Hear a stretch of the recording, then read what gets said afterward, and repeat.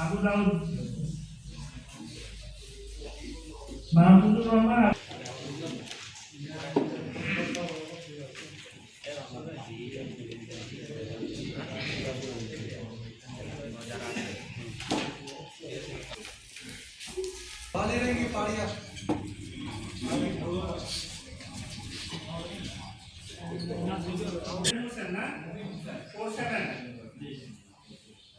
বাকি থাকলেন